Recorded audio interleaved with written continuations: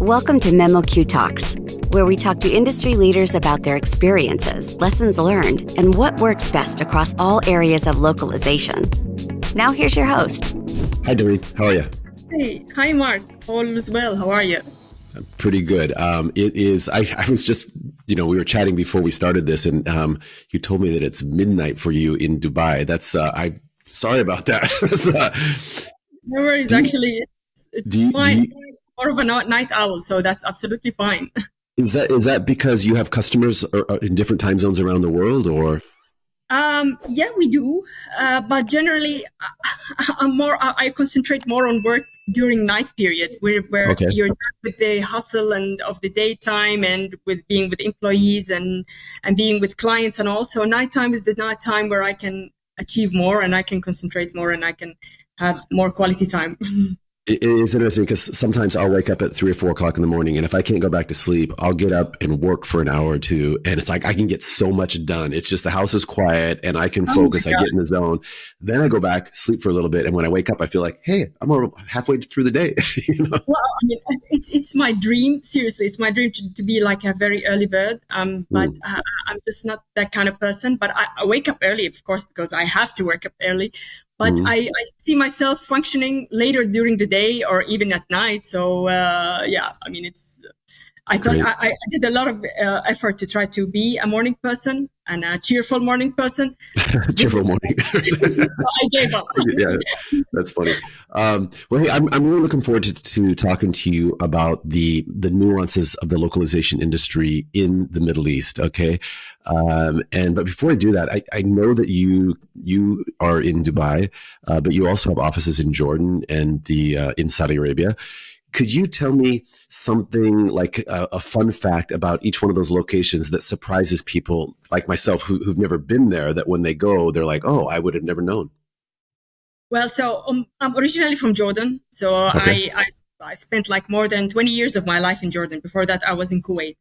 But Jordanian people are known to be very serious people. Mm-hmm. However, you would always find them like with not smiling. However, they're super nice when you talk to them, and they're super. They are very well known to be very generous.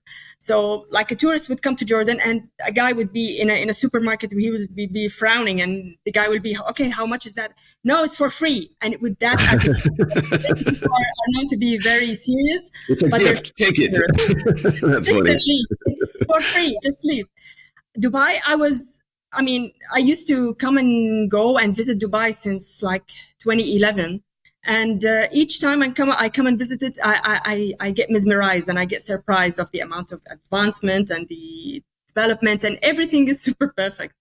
And it's super safe. One funny thing is that, I travel, I like traveling, and I've been all around, Europe, the States and all. And once I remember I was sitting on the beach in Dubai and I forgot my cell phone, and I walked away and I drove back home, and then I realized, oh my God, and that's it. That's the end of it. My cell phone is done. So I just, out of curiosity, I just rang the phone, and it was the guy said, oh yeah, I'm going to deliver it to you. So it's something that it's super safe. It's super advanced. It's super clean, super nice. And Saudi Arabia is also, I've been going to Saudi Arabia lately more often, and it was well known to be very religious, very conservative, and I get blown away with the amount of openness and the advancement that I can see in between each and every visit. So that's something. Do you think the pace of change in the Middle East is accelerating? Yes, it is. Despite the conflict around us, but the pace is really, really fast. And lately, 5 years. When Saudi Arabia came with the 2030 vision, there started to be a nice competition between all of the GCC countries. So you would see like everyone is competing to be number one, to attract more business, to attract more investment. So that's in a healthy way, actually. So you can see all kind of competition, all kinds of and advancement, all kinds of investments, and in a really, really fast pace. And that's, the past 20 years I mean, equals just the past 5 years, I would say, in terms of. Wow. Yeah. That's impressive. Yeah, I mean, in the U.S., a lot of times what we see about the Middle East is some of the negative things with the conflicts, right? And maybe some of the cultural aspects that aren't really aligned with typical Western kind of ideology or lifestyles, etc. But when I talk to people who've been to Dubai, for example, they're just, like you said, blown away about how advanced it is, how safe it is. In fact, your story of the cell phone reminded me, because I lived in Japan for 5 years, and it's the same thing there. And I had to warn my kids when we moved back. When we go back to America, if you leave your phone out, it's going to be gone.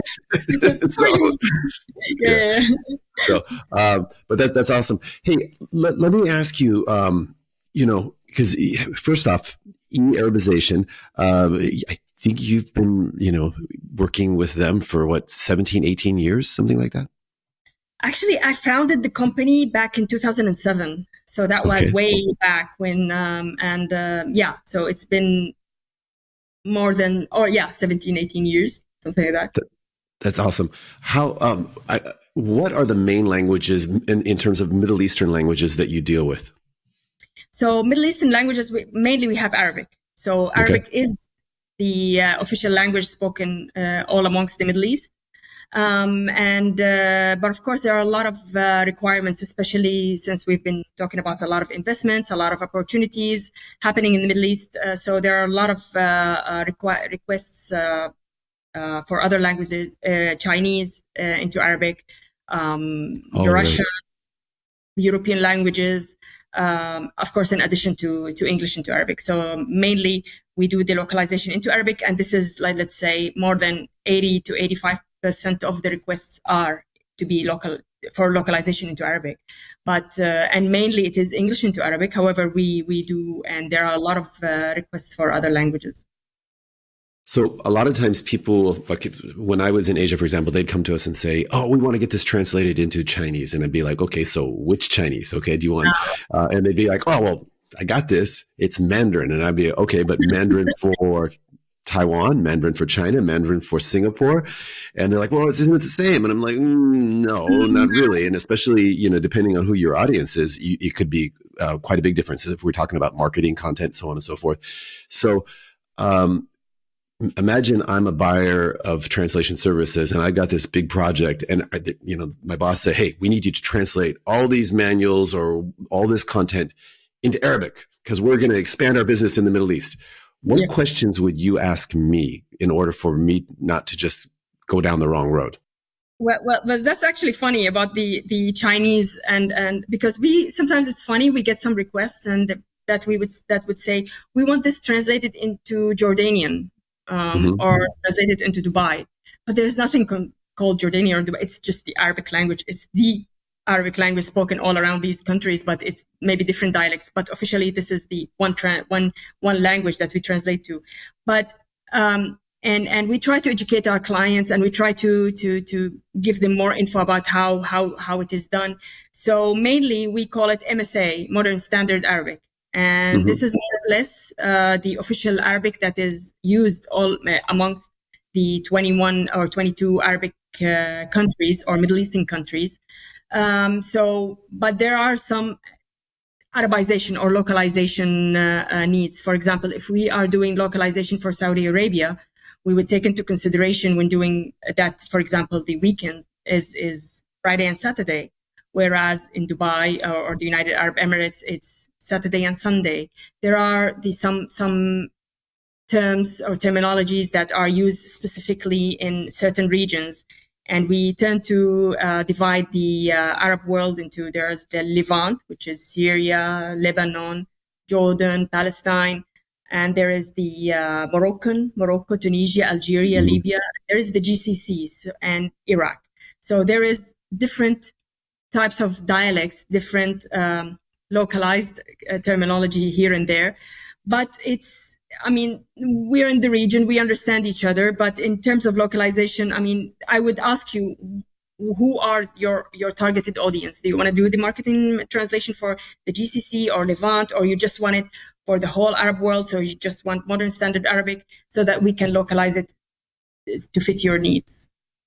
And do you sometimes advise customers to go one route? So, for example, put everything into MS, Modern Standard Arabic, Yeah. or you know what, we based upon this content and your objectives and maybe your budget, we would suggest that you localize it more specifically for that region.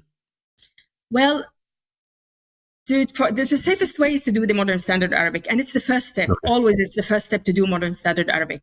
Now, if the client wants to do an online content, a website, so we would ask, who's your targeted audience, and then we can do some localization to the terminology. But the first step is to translate everything into Modern Standard Arabic.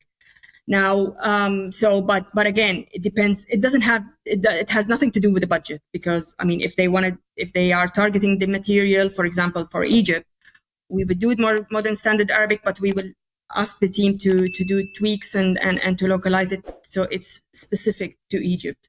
But generally speaking, more than 85% of our clients would request Modern Standard Arabic, even for online content, so that it is understood all amongst the Arab-speaking countries. Okay, it makes sense. I'm curious, do you provide interpretation services? Oh, yes. Yes, we do. Okay. So how important is it to get the right accent or the local, how important is it?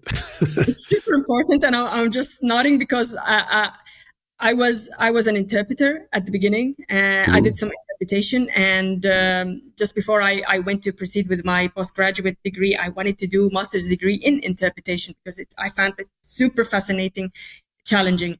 But it's really challenging, and especially if you're doing interpretation, you got to do it for the dialect or for the people for the audience. For example, if they are from Saudi Arabia, you got to make sure that they understand your dialect. And sometimes you're not going to do super formal Arabic. You want to do Arabic with a Saudi dialect so that they can understand you well, so that they can relate to what you're talking about.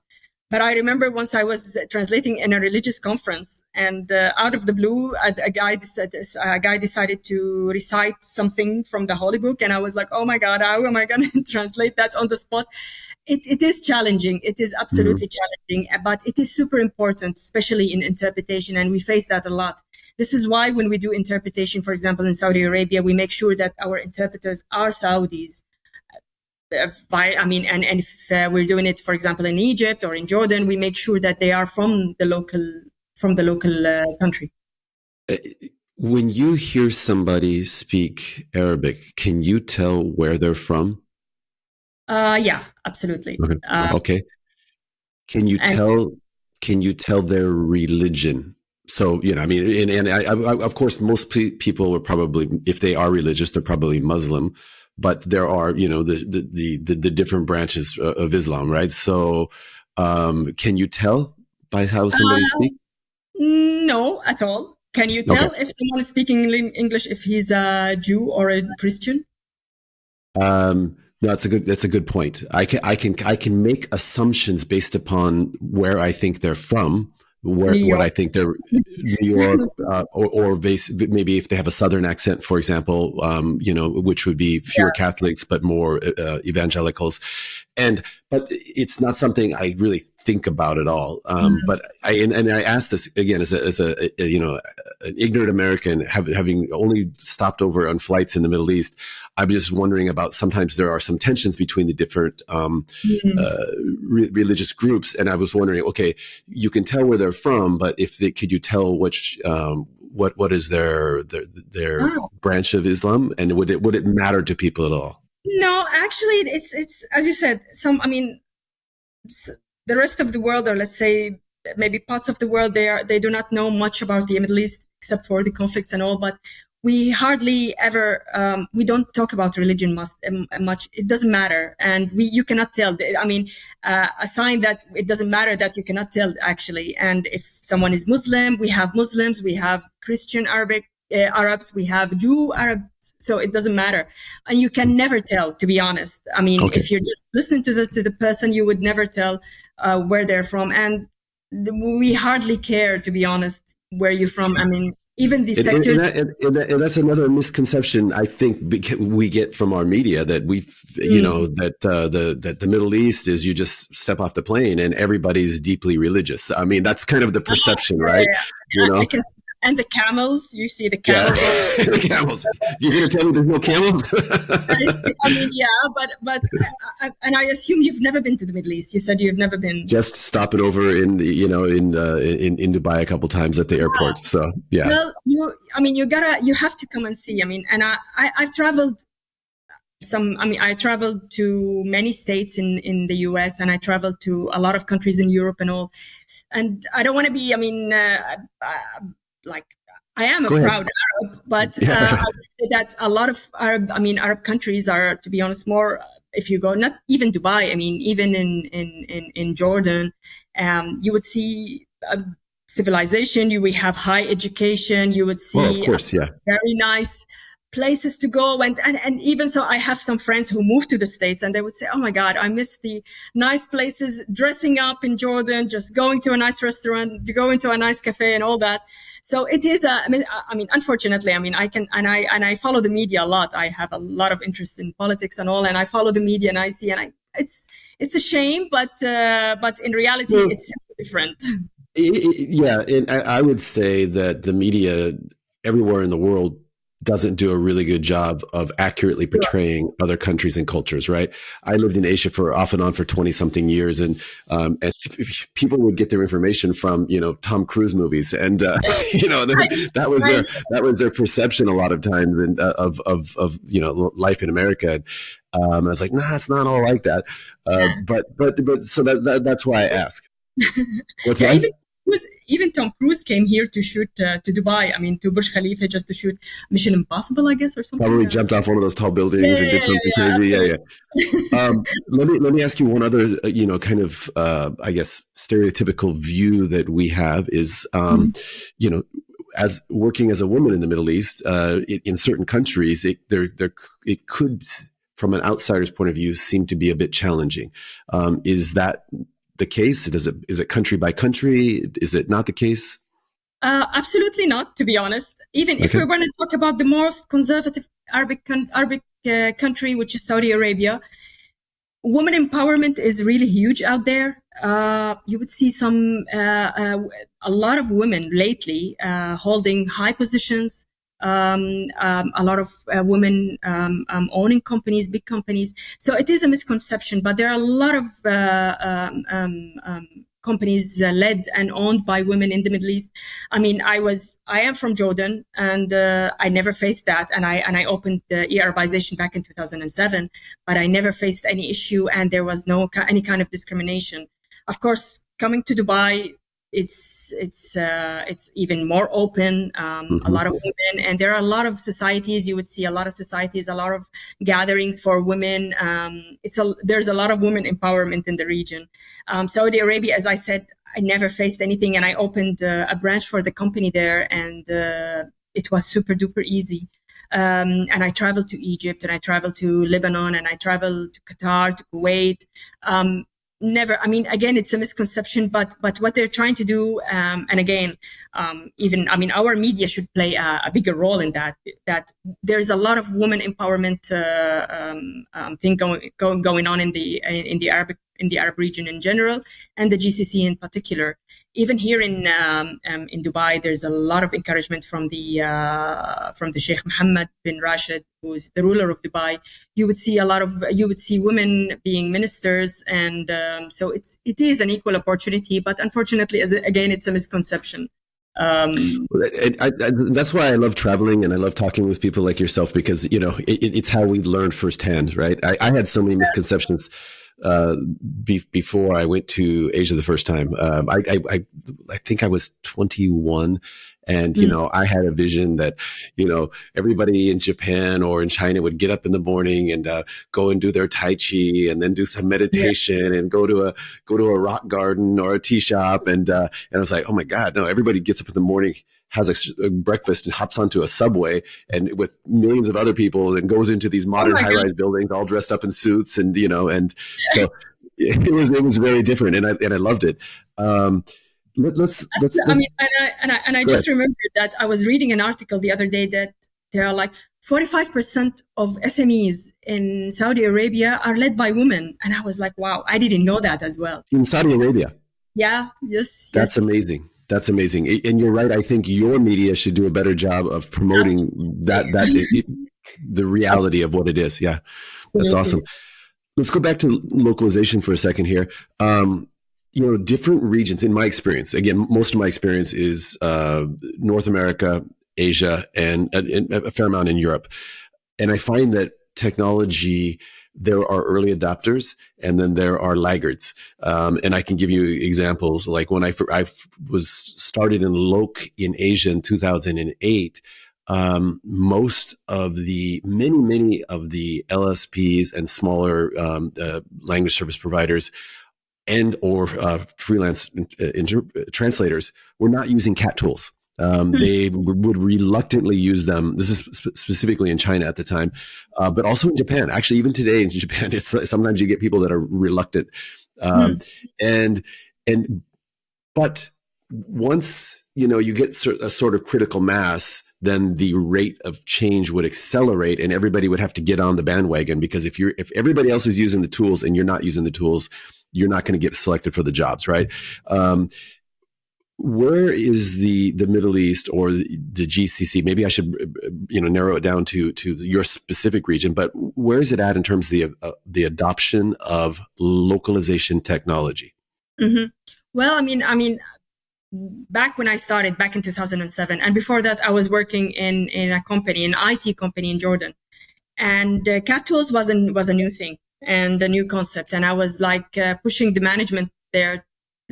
Stratos was a big thing, and that was when you used to use the dongle itself, not the. So I was like, let's do the CAT tool, but I had a lot of pushback from the management there at the company. So I thought, but I would say each and every country is different in the Middle East. So in Jordan, unfortunately, we were a little bit behind.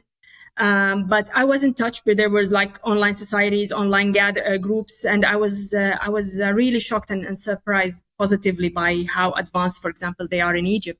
Everyone is using CAT tools. They are our neighbors, but in Jordan we didn't use them. And then in the GCC, to be honest, I mean, it came a little bit later. I mean, we are a bit behind compared to Europe and the US in terms of using technologies and CAT tools, but what happened is that we came late, but we are catching up, and you will see a lot of big companies, companies that are big companies that are now huge multi-billion-dollar companies. They are doing a lot of work in the AI. So it is. I mean, we came a bit late, but we managed to catch up. But yeah, I really faced that, and I remember some clients. I would approach them and I said, okay, we're going to provide you with a translation memory. Everything is going to be saved on the memory, and they say, oh, no, we don't want a machine translation. So they would not get it, to be honest. So yeah, and I think Asia, we are just as like Asia, and there are some regions that still resist the CAT tools.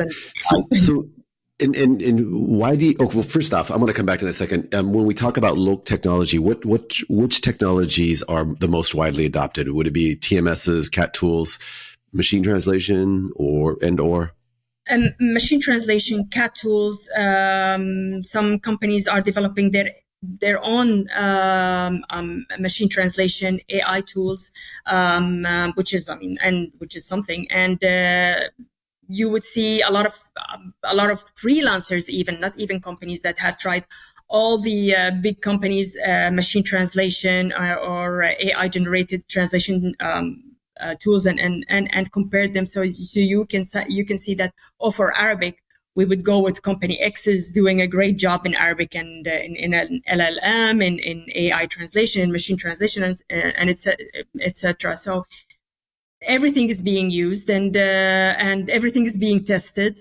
And now some of the big companies are listening because at the beginning, I mean, not a lot of these big companies, CAT tool providers paid a lot of attention to Arabic. Even the Arabic would be flipped, and you would have to do a lot of formatting for it because we are right to left language.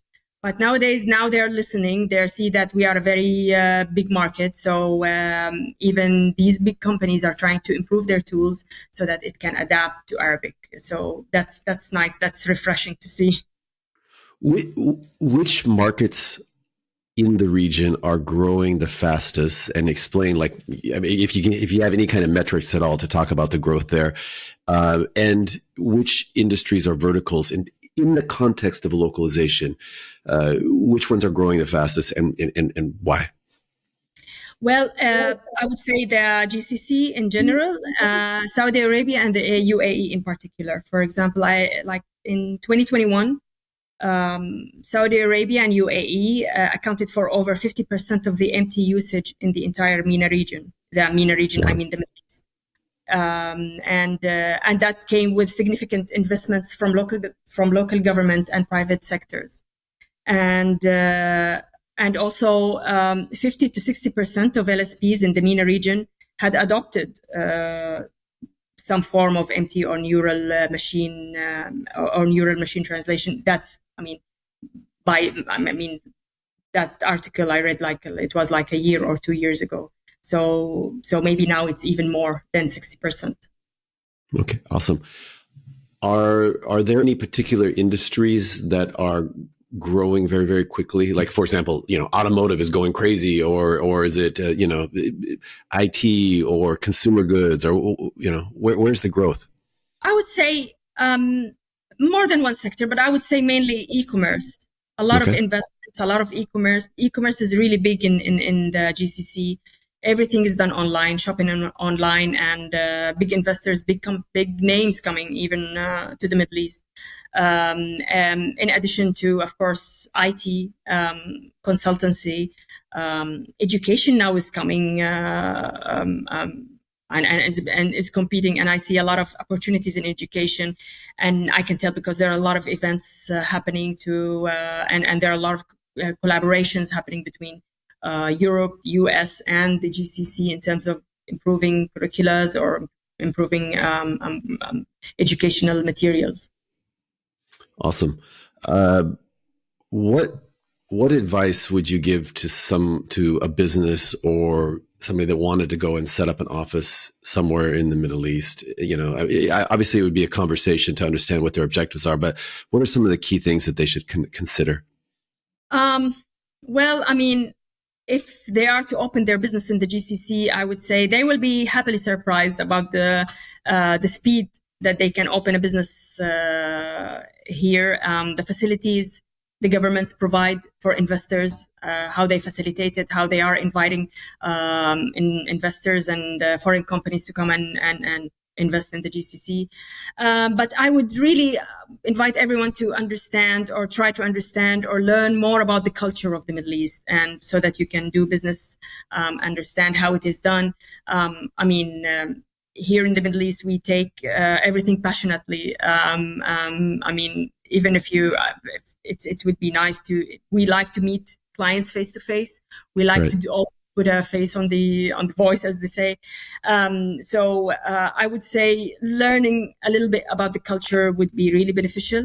Logistically speaking, doing the administrative work of opening an actual company is not a big issue, is really easy. You will be surprised compared to Europe and the States.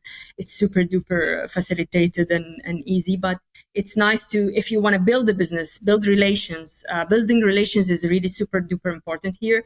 And learning about the culture will make it really easy. So you know how to approach people, the do's and don'ts, but it's, and once you get to learn more about the culture, from my friends, the foreigners who came here, they tend to like it. It grows on them. That's awesome. What about the investment environment there? Like, one of the things I love about the U.S., specifically the West Coast where I'm located, is we have this VC kind of ecosystem. And, you have a lot of investors who are willing to make risky bets, which fuels, just the birth of so many startups, right? Because most startups are going to fail, but you have people who are like, hey, let's go for it. And if you do fail, it's not like you have 3 strikes against you and you can never, stick your hand up and say, hey, I want to do another business. They're like, no, go try it again, right? This is kind of can do, positive, hyper-active kind of effort to fund startups, which is quite unique in the world because a lot of places, countries are very risk averse. What's it like there because there is a lot of money in the Middle East. What's it like there in terms of the startup ecosystem? Well, actually, Jordan is not a super wealthy country, but there's a lot of encouragement for investments. There's even the Royal Fund for Investors for Startups. We have cubicles for startups and investments the government invests in them, and there are a lot of good startups that turned out to be a multi-million-dollar companies at the end. Some of them are gaming companies based out of Jordan. In the GCC, of course, as you said, there's a lot of money, and of course, the GCC is leading the charge. UAE and Saudi Arabia, again, are the dominant players in terms of both investments and startups. And they are becoming hubs for tech innovation and VC funding. There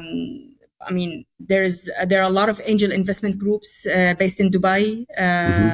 They focus on early stage investments in technology-driven startups. Of course, Saudi Arabia is catching up.